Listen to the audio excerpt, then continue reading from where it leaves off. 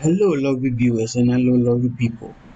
This is a very simple tutorial that I'm going to show you if you are using Excel.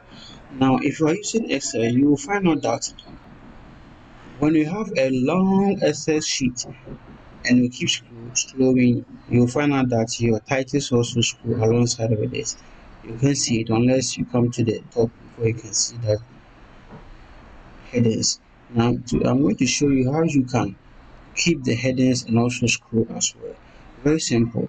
So highlight the heading and go to the view tab, then freeze panel, down arrow, and say freeze first top row or freeze top row, then select it.